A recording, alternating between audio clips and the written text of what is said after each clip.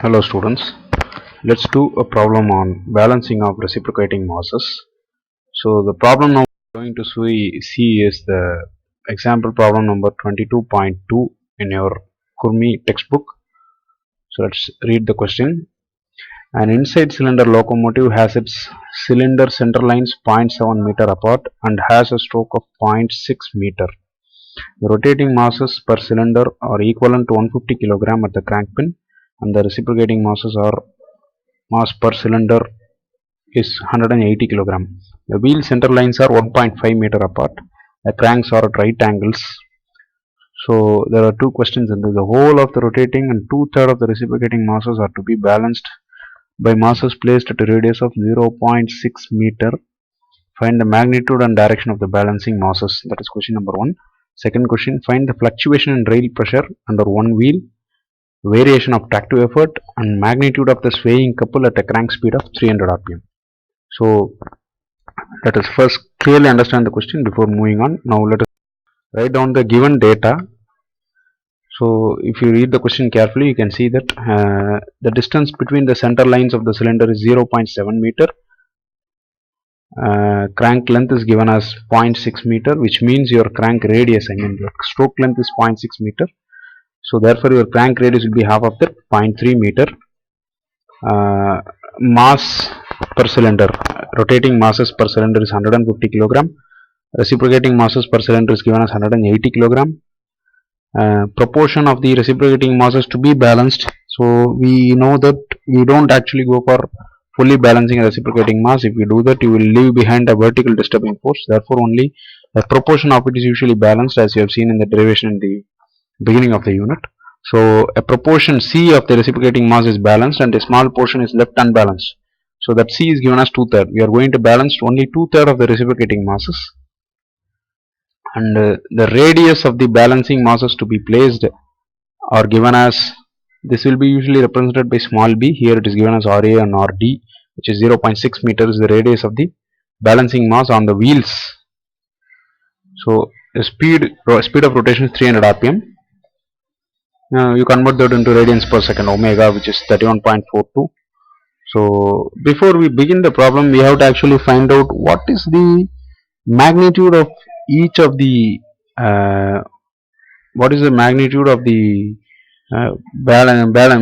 masses to be balanced per cylinder, right? That is 150 kg of rotating mass and 2/3 of the 180 kg per cylinder reciprocating masses. So I am going to do a small calculation of that. MC equal to MB equal to MB. Here B and C, these cylinders are outside, and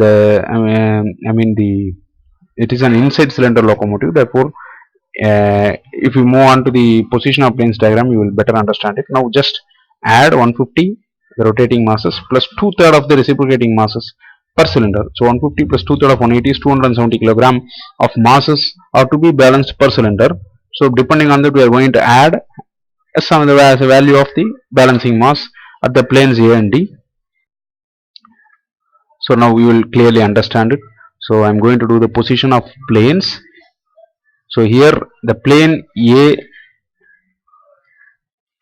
there are 4 planes actually. This is an inside cylinder locomotive.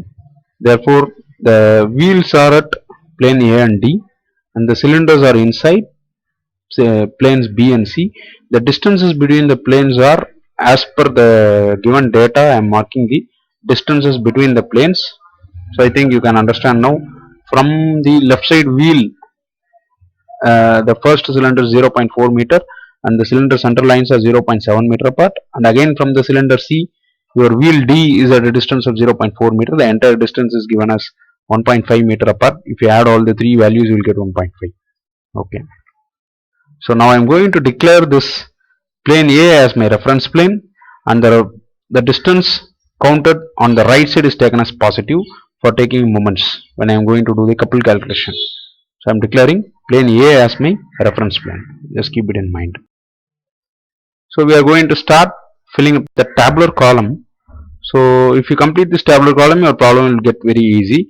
So now let us write down the 4 planes. A is reference plane, and it has a mass MA, the balancing mass, which is unknown in magnitude. So I am going to write MA, which is placed at a radius of 0.6, which is given in your question. So now I am going to calculate the centrifugal force out of this, the force created by this divided by omega square, which is nothing but just multiply these two rows. MA into 0.6 is 0.6 MA. Okay. Again, the distance of this plane from the reference plane, since you have declared A as a reference plane itself, it is 0 distance away from itself. Therefore, it is 0. Therefore, your last column is a multiplication of your centrifugal force and the distance MRL, which is MR 0.6 MA into 0 will become 0 again here. Now, the next column will be, next row will be more meaningful to you. Look at the plane B. The next plane, the first cylinder. Okay. So now we have calculated earlier that 270 kilogram of mass is to be balanced per cylinder, which is 150 plus 2/3 of 180, which is 270, is to be balanced per cylinder. So 270 is taken here, and it is placed at a radius, crank radius from the stroke length. You have calculated the crank radius as 0.3. Now the entire reciprocating mass and the rotating mass, everything put together 270, is assumed to be a rotating mass of magnitude 270 kg at the tip of your crank pin. So that is how you get this 0.3, 270 kg at a radius of 0.3. The reciprocating masses are replaced with the rotating mass, equivalent rotating mass placed at the tip of your crank, which is at a radius of 0.3. Therefore, now the centrifugal force divided by omega square, just multiply these two rows, we will get 81 kilogram meter force out of this. So now again, the distance of this plane from the reference plane, if you look here, look at the plane's diagram, you can see that the cylinder plane, cylinder center plane, the cylinder B center plane is 0.4 meter away. So now enter that value here. Distance L is 0.4 meter from plane A for the cylinder B. Okay. Now you have to multiply this 81 with the 0.4 to enter the couple. So couple is nothing but MR into L, force into perpendicular distance. MR is 81, L is 0.4, multiply that, we will get 32.4. Similarly, now I am going for the second cylinder C. So again the same mass 270 at the same radius, therefore you will get again the same 81. Now look at the carefully, the distance is 1.1 meter away. How would you get that 1.1? Just look below. 0.4 and 0.7 is the gap between A to C. A to B is 0.4, B to C is 0.7. Add the two, you will get 1.1. Now enter that 1.1 here, which is the distance of plane C from the reference plane. Now the last step is again you just multiply these two to get the couple, force into perpendicular distance 89.1. Now the last one, D, the outermost wheel plane. Now I don't know the balancing mass which I am going to place on the wheel, so I am going to enter it as unknown mass MD, which is to be placed at this radius of 0.6, which is explained in the question. So now again I am going to multiply it. I am write unknown as 0.6 MD, multiply it with the distance, total distance between plane A and D is 1.5 meter, which can be obtained by adding up all the three. 0.4 plus 0.7 plus 0.4 is 1.5. Enter the distance here from the reference plane. Now multiply this and enter in the last column, right? So that completes the tabulation procedure. Now we can move on to do the angular position diagram. To get in the angle, you have to keep one thing in mind when you are doing reciprocating masses, especially inside and outside cylinder locomotive problems. The cranks are always set away at 90 degree, because in steam locomotives the pickup obtained is very low. Since you are doing an external combustion, the steam is going to lose a lot of heat before it enters the engine. So there is a lot of enthalpy wastage. Now the expansion is not very efficient inside the cylinders. Therefore, if you keep the cylinder cranks 180 degree apart as you do in an IC engine, your pickup obtained is very low. Therefore, people used to keep the cranks 90 degree apart. So we are going to follow that. Now you know that the cylinders are 90 degree apart and the plane of the cylinders are B and C. So other than that, we don't know the angular position of the other two. So I am going to take the first cylinder B as a horizontal one. I am going to write it as a 270 degree, 270 kg, mass placed at a crank radius of 0.3 meter, like this. I hope you understand. So it is placed as a horizontal reference mass 270 kg at a crank radius of 0.3 meter. Now I know the second cylinder is 90 degree away from this in angular position diagram, because the cranks are 90 degree apart. So again do the 90 degree away from this, do a 0.3 meter 270 kg. Now as of now, this is the only angular position diagram you can do. You can do no further, because we don't know the angular position of the other two masses and the magnitude of the other two masses as well. Therefore, let us move on to do the polygons to find out the answer. So before going to polygon, from this tabulation you have to find out which polygon is to be done first. Now that is not very difficult. Now I am going to make polygons out of either the force column, that is a fourth column from the left, force column, centrifugal force divided by omega square kg meter, either that column or the last column, couple column. We are going to do two polygons, force polygon, couple polygon. Now which one to do first, you have to decide properly. Now that is very easy to find out. If you look at the force column, I've cloud marked the two unknown values are there in the force column, and there is only one unknown value in the couple column. Okay, so normally compare both the columns, the force column and the couple column, and you have to choose the column with the least number of unknowns and do that polygon first, which is a very easy way to find out which polygon you have to do first. It is not constant, you will not do couple polygon every time first, but in this problem you are having two unknowns in the force column, one unknown in the couple column, therefore I am going to do the couple polygon first. It may vary from problem to problem, be careful, you have to just look at it and find out. So I am going to do the couple polygon now. Just take the angular position diagram as your reference, place your and look at the values from the table, place your scale on the first horizontal mass, and you have to transfer the direction. Now look at the magnitude of the couple for the mass B, which is 32.4. I am going to scale it. No, I am going to use 1:1 scale. 32.4, just mark it 32.4 millimeter and mark the direction. How to mark the direction? So to mark the direction, you have to know O dash and B dash. O dash is the center, B dash is the tip. Centrifugal force or couple always points outwards, so point it outwards, pointing from O to B. So next is you have to transfer the direction of the mass C. So bring it here, look at the couple column, it is 89.1, so mark 89.1 and connect it from B to since it is pointing outwards from O to C, transfer the same sense of direction here, upward direction. Now the closing side of the polygon will give you the value of the unknown value 0.9 md, which the closing side follow the same sense of directions, which is 0.9 md. So here normally by triangular law of forces we tell that the resultant will be in the opposite direction. So but why do we do the arrow marks in the same sense? This question is raised by many students. I just want to clarify it here that please remember, if you are following the same sense of direction, it is correct. You have to do only the opposite sense of arrow marks for the resultant. Only then it is correct as per triangular law of forces. But that gives you the unbalanced force. Okay. Now I don't want the unbalanced force. I want the position of the balancing mass.